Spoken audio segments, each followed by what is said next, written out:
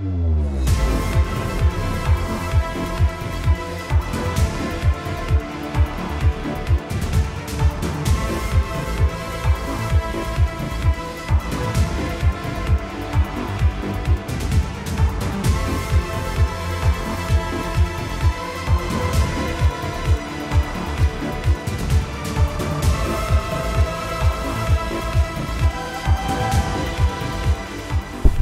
Freunde, herzlich willkommen zu einem neuen Video auf meinem Kanal.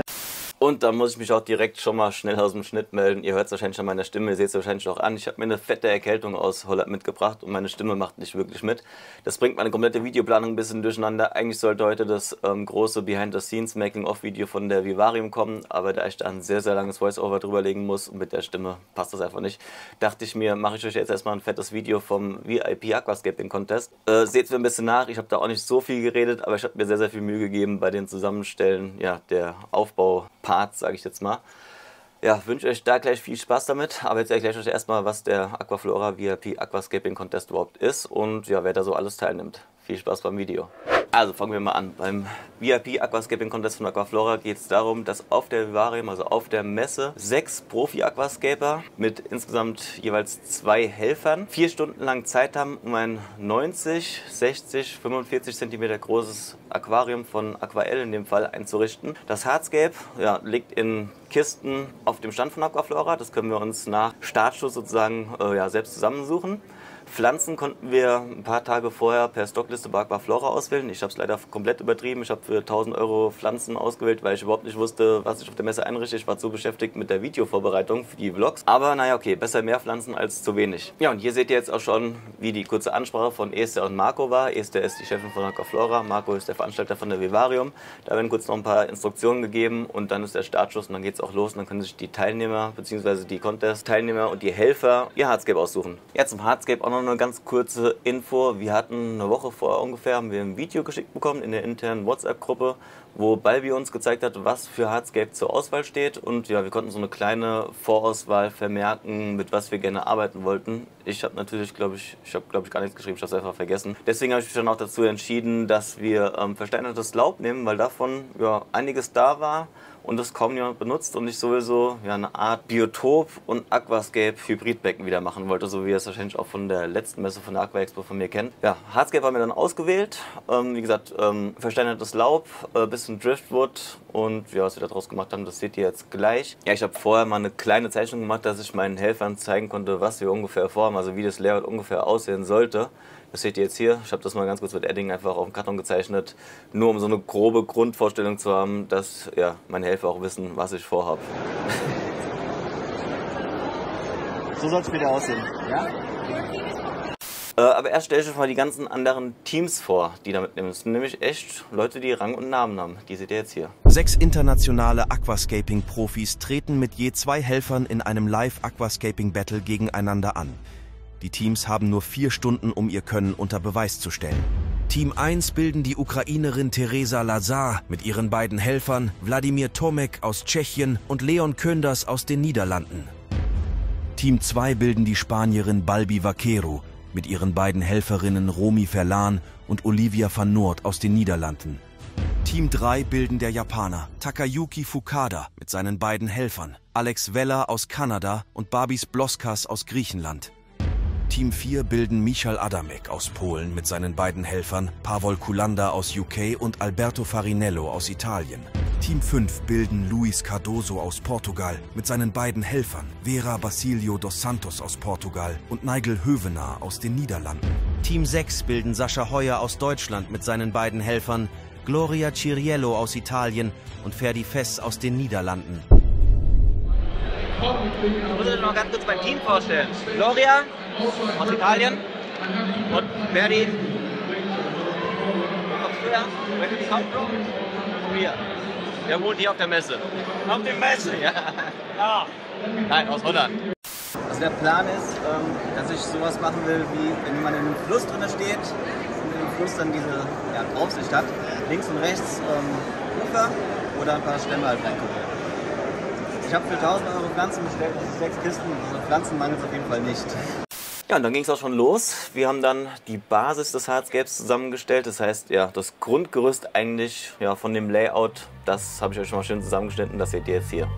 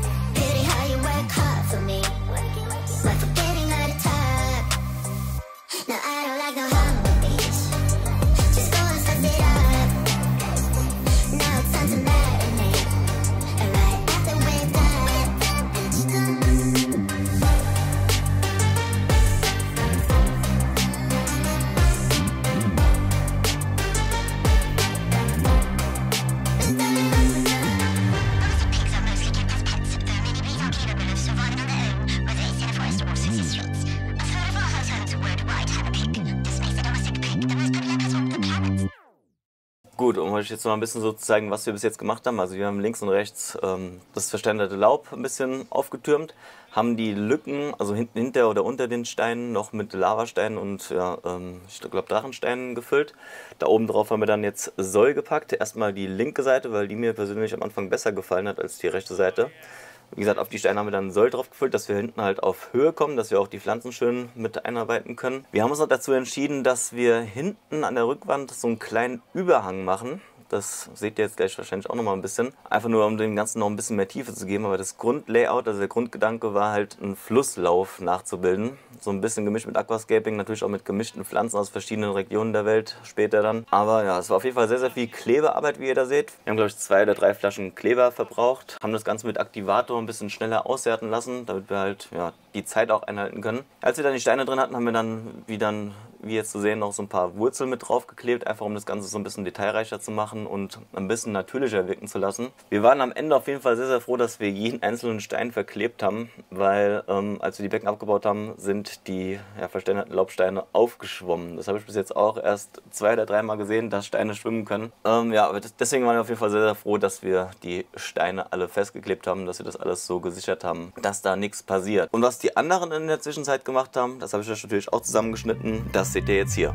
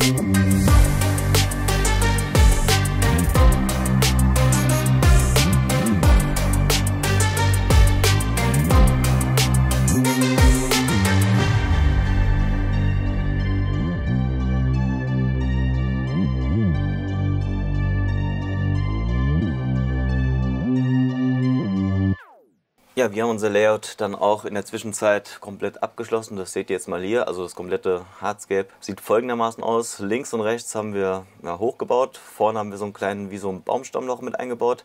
Viele kleine Driftwood-Details und auch so Woodstumps, ja, als Flussuferböschung oder ja, reinwachsende Bäume oder so, wie man es halt auch immer nimmt. Ordentlich Tiefenwirkung hat es durch den Überhang hinten auf jeden Fall. Dann haben wir so ein bisschen mit dem Holz versucht, die Lücken, die Löcher zu covern. In die Lücken, wo Soll rausrieseln könnte, haben wir noch ein bisschen Filterwatte gesteckt. Ich glaube, das haben wir gar nicht gefilmt, aber ja, die haben wir auf jeden Fall da reingepackt, dass der Soll nicht nach vorne rieselt. So, und jetzt gibt es einen kleinen Einblick wieder von der Konkurrenz, was die so gemacht hat. Die hat nämlich schon angefangen, teilweise zu bepflanzen.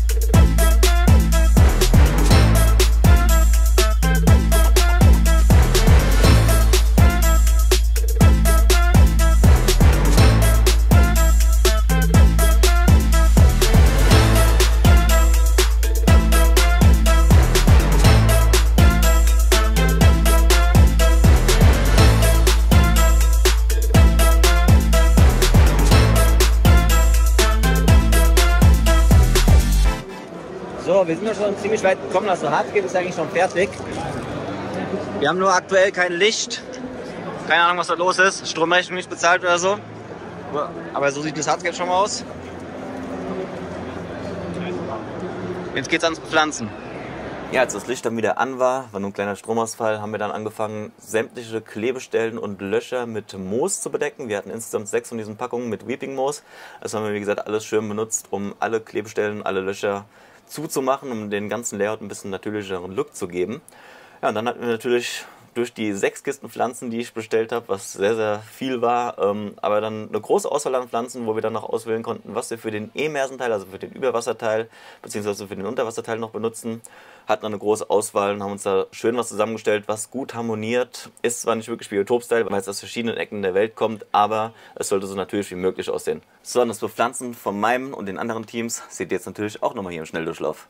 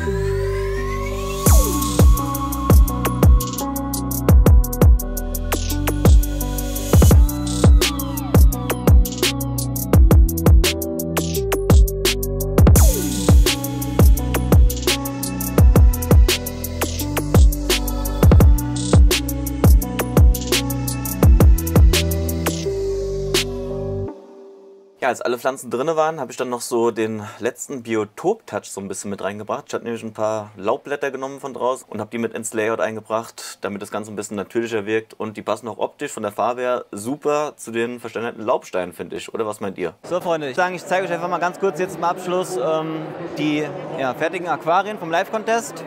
Und ja, genießt die Show. Also hier haben wir meins. Fangen wir mal mit mir an. Erstmal muss ich euch Alf vorstellen. Der ist durch Zufall entstanden. Das hat ein Kind beim Einrichten gesehen. Dann haben wir den jetzt noch so ein bisschen dekoriert. Ich hoffe, er gefällt euch. Der passt auf das Gelb auf. Ja, und die ganze Idee dahinter ist Biotop gemixt mit Aquascaping. Habe ich euch ja versprochen. Und ich glaube, ist ganz gut gelungen, oder? Was meint ihr? Könnt gerne mal Feedback in den Kommentaren geben. Ich bin so fertig, ich kann kaum noch normal reden, ey. Sorry dafür. Also, naja, egal. Gehen wir weiter. Gut, hier haben wir von Louis das Scape. Auch sehr schön, schönes Nature-Layout. Gefällt mir auch sehr gut. Dann gehen wir weiter. Hier ist das Becken von Balbi. Ihr liebt sie ja. Auch sehr, sehr schön. Auch geiles Nature-Layout. Schöne massive Wurzeln am Start. Dann haben wir hier das Becken von Fukada. Auch ein geiles Nature-Layout.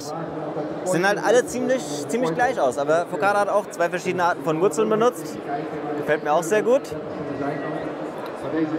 Richtig nice. Ihr könnt auch gerne mal in den Kommentaren abstimmen, welches euch am besten gefällt. Sorry für das Gequatsch im Hintergrund. Ja, das ist der Grund. Theresa, are you happy with your scape? Ja? Yeah? Das ist das Scape von Theresa, wird gerade befüllt. Zeige ich euch auch nochmal, wenn es Wasser drin ist. Ja, hier haben wir das Becken von Michal. What's happening? Ah, okay. Da sehen wir noch nicht viel. Zeige ich euch dann auch nochmal, wenn es klar ist. So, Becken wird jetzt befüllt. Bin mal gespannt, ob alles unten bleibt. Ja. Seht ihr dann gleich, wenn es fertig ist.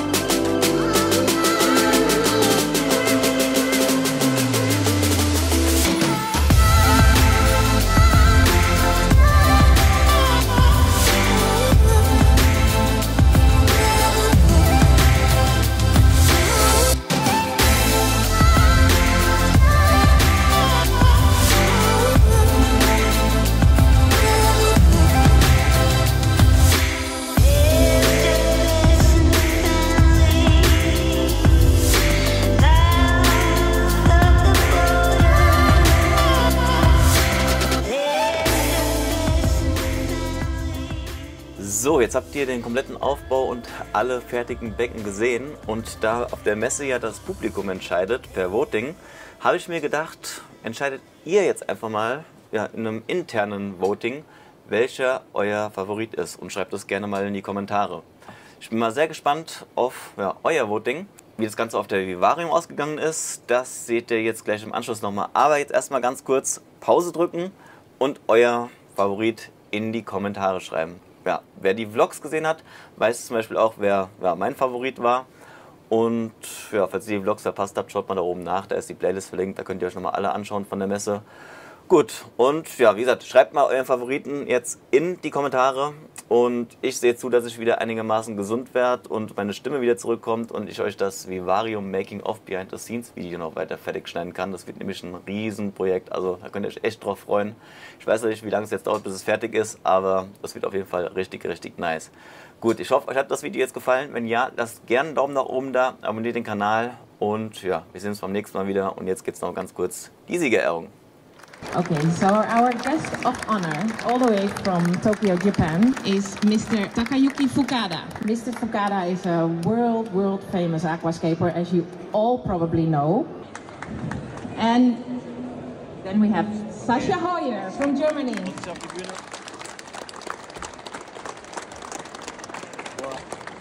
Sascha has been here since Wednesday. He has been filming behind the scenes, and he slept in a tent on our booth. So, strong guy. I think he's exhausted after today. Yeah. He was supported by Gloria.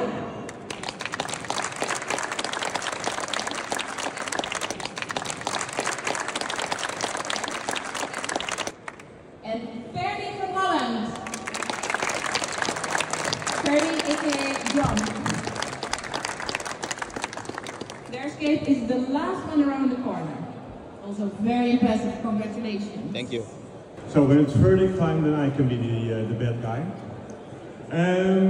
For each team we have a special plate, and 5 of the teams will go home saying Vivarium Aquafora VIP Aquascaping Contest winner, and then in red above it almost winner. So that is for 5 teams. And the winner will of course have the one actually being the winner. So we had a lot of votes. I can't remember the actual amount of votes, but a lot of people were voting at the booth by scanning a QR code and letting us know which tank they found the best. And the first 5 tanks are actually in no particular order, or are they? No particular order. So the first 5 tanks are all almost winners. But the first one, we have to start somewhere, is Michael Rademek and his team.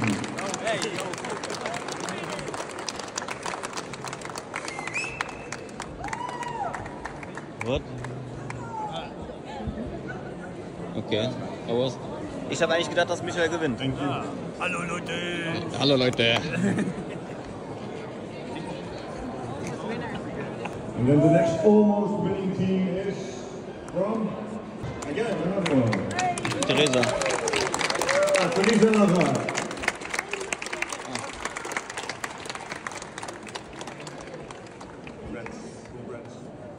And then the next almost winning team is from Sascha Hoyer. Yeah.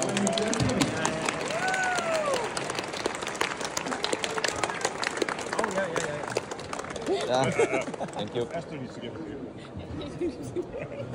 What? Congrats.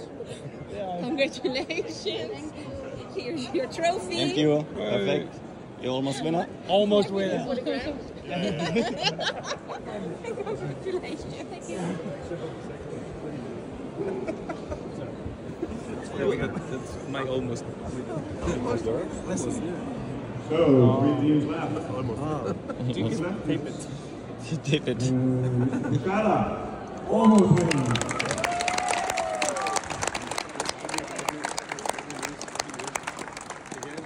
So that means that we will have 2 teams left. De Península Ibérica. The Iberica teams. So Portugal versus Spain. Ooh. And it's an all-girl power team versus a mixed team of men and women. The last almost winning team is Luis Cardoso.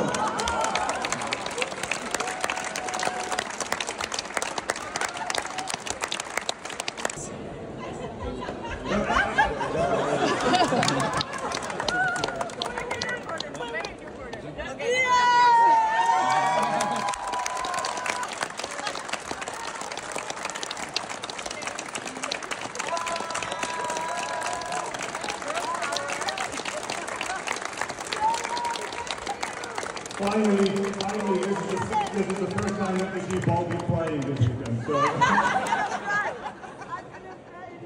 she cannot cry anymore, but these will be tears of joy. So, Girl Power team, congratulations, well deserved.